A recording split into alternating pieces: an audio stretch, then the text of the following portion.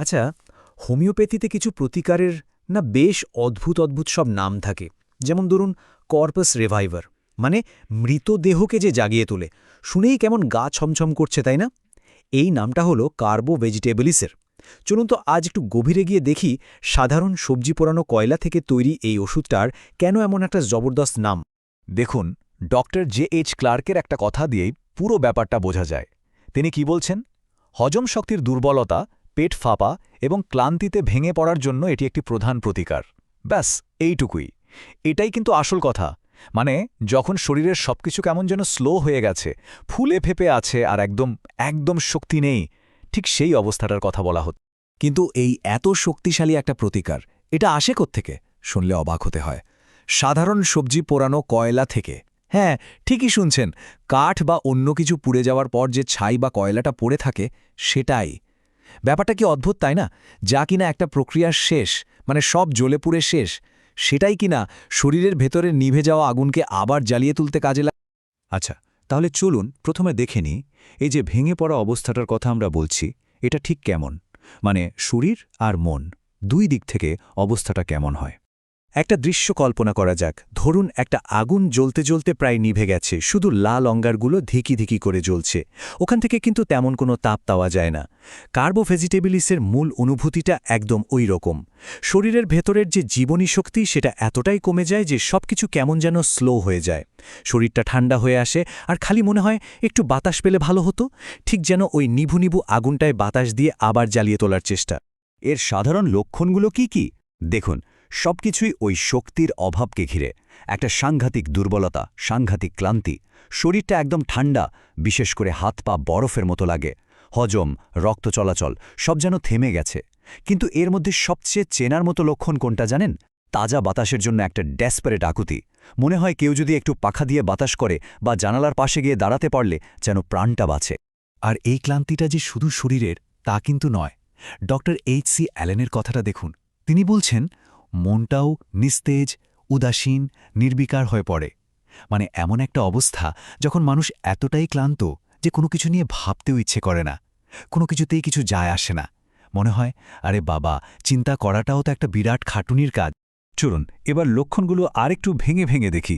শরীরের কোন অংশে ঠিক কী ধরনের সমস্যা দেখা দেয় সেটা একটু জেনে নেওয়া যাক। মনের অবস্থাটা কেমন হয়? এটাকে আজকাল আমরা বলি ব্রেইন ফগ, মানে মাথাটা যেন ধোঁয়ায় ঢাকা, চিন্তাগুলো এগোতেই চায় না, যেন কাদার মধ্যে আটকে গেছে। কোনো কিছুতে মন দেওয়া তো প্রায় অসম্ভব একটা ব্যাপার। আর ওই ক্লান্তির জন্য মেজাজটাও একদম খিটখিটে হয়ে থাকে। সামান্য কিছুতেই রেগে যাওয়া, কোনো সিদ্ধান্ত নেওয়ার মতো অবস্থাই থাকে না। তবে হজমের সমস্যাটাই বোধহয় সবচেয়ে পরিষ্কারভাবে বোঝা যায়। পেটটা, বিশেষ করে উপরের দিকটা, একদম ফুলে ঢোল হয়ে থাকে। একটা ভারী অনুভূতি। মনে হয় খাবারটা পেটে গিয়ে নড়াচড়াই করছে না, ওখানেই পচছে। আর এর একটা একেবারে পাকা চিহ্ন আছে, সেটা হলো পচা ডিমের গন্ধওয়ালা ঢেকুর। এটা কিন্তু কার্বোভেজের একটা খুব চেনা আর জরুরি লক্ষণ। ওই যে অক্সিজেনের অভাবের কথা বলছিলাম, সেটার প্রভাব শ্বাসপ্রশ্বাসেও দেখা যায়। ফুসফুসে একটা দুর্বলতা চলে আসে, নিঃশ্বাস নিতে কষ্ট হয়। এই সমস্যাটা প্রায়ই রাতের দিকে বাড়ে। হয়তো ঘুমের মধ্যে দম আটকে জেগে উঠতে হলো, আর তখন মনে হয় যে উঠে বসতে পারলে একটু আরাম পাওয়া যাবে। রক্ত চলাচল যখন দুর্বল হয়ে পড়ে, তখন তার অসরটাও বোঝা যায়। হঠাৎ করে মাথা ঘুরে পড়ে যাওয়ার মতো অবস্থা হয়। আর রক্ত ঠিকঠাক না চলার জন্য গায়ের রং ফ্যাকাশে, এমনকি নীলচেও হয়ে যেতে পারে। বিশেষ করে ঠোঁট বা আঙুলের ডগাগুলো খেয়াল করলে বোঝা যায়। এটা একটা পরিষ্কার সংকেত যে শরীরে ঠিকমতো অক্সিজেন পৌঁছাচ্ছে না। আচ্ছা, হোমিওপ্যাথিতে একটা খুব গুরুত্বপূর্ণ ব্যাপার আছে। সেটা হলো কোন জিনিসে কষ্ট বাড়ে আর কোনটাতে কমে সেটা জানা। এগুলোকে বলে মোডালিটিজ। তো চলুন দেখি কার্বো ভেজিটেবলিসের ক্ষেত্রে এই বাড়া কমার ব্যাপারটা কেমন। এখানে না একটা বেশ মজার জিনিস দেখা যায়। কষ্টগুলো বাড়ে কখন? সাধারণত রাতে, বা খুব তেল মশলা দেওয়া ভারী খাবার খাওয়ার পর, কিংবা ঠান্ডা স্যাঁতসেঁতে আবহাওয়ায়। কিন্তু আরামটা কিসে হয় জানেন? তাজা বাতাসে, কেউ পাখা করলে বা খোলা হাওয়ায়। এটাই তো অদ্ভুত ব্যাপার। শরীরটা ভেতর থেকে ঠান্ডা, অথচ বাইরে থেকে ঠান্ডা বাতাসেই আরাম লাগছে। আবার সোজা হয়ে বসলে পেটের চাপ কমে, তাতেও বেশ স্বস্তি পাওয়া যায়।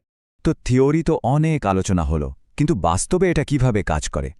চলুন দুটো ছোট্ট কেস স্টাডি দেখে নেওয়া যাক, তাহলে ব্যাপারটা আরও পরিষ্কার হয়ে যাবে। প্রথম কেসটা দেখুন। একজন 40 বছরের ভদ্রমহিলা, তার সমস্যাগুলো ছিল একদম টেক্সটবুক কেসের মতো, মারাত্মক বদহজম, সেই পচা ডিমের গন্ধওয়ালা ঢেকুর, সারাক্ষণ পেট ফেপে থাকা, আর তার সাথে সাংঘাতিক মানসিক ক্লান্তি। তাকে কার্বোভেজ দেওয়া হলো, আর ফল কি হলো? শুধু যে তার হজমের সমস্যাটাই ঠিক হলো তা নয়, তিনি মানসিকভাবেও অনেক বেশি ঝোরঝরে আর চনমনে হয়ে উঠলেন। আর দ্বিতীয় কেসটা তো আরও নাটকীয়। একজন ৭৫ বছর বয়সী ভদ্রলোক। অপারেশনের পর তার অবস্থা এতটাই খারাপ হয়ে গিয়েছিল যে তিনি প্রায় কোল্যাপস করার মতো অবস্থায়। সাংঘাতিক দুর্বলতা, শ্বাস নিতে পারছেন না, বারবার জ্ঞান হারাচ্ছেন। বুঝতেই পারছেন এটা একটা ক্রিটিক্যাল সিচুয়েশন ছিল। এই অবস্থায় কার্বো ভেজিটেবলস দেওয়াতে পুরো ব্যাপারটা ঘুরে যায়। তার শক্তি ধীরে ধীরে ফিরে আসতে শুরু করে, শ্বাসপ্রশ্বাসও স্বাভাবিক হয়ে আসে। এই কারণেই একে কর্পস রিভাইভার বলা হয়, একেবারে খাদের কিনারা থেকে ফিরিয়ে। তাহলে পুরো আলোচনা থেকে আমরা কি বুঝলাম? কার্বো ভেজিটেলিসকে চেনার মূল উপায় বা এর সিগনেচারটা কি?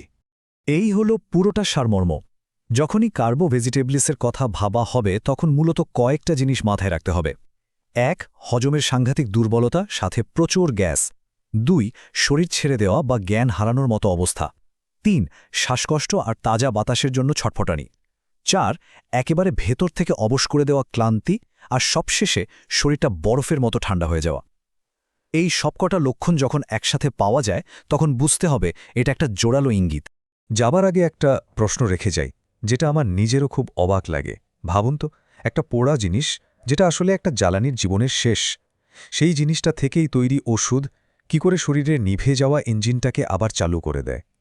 এটা সত্যি প্রকৃতির একটা অদ্ভুত রহস্য, তাই না? আশা করি কার্বো ভেজিটেবলস নিয়ে আজকের এই আলোচনাটা আপনাদের ভালো লেগেছে।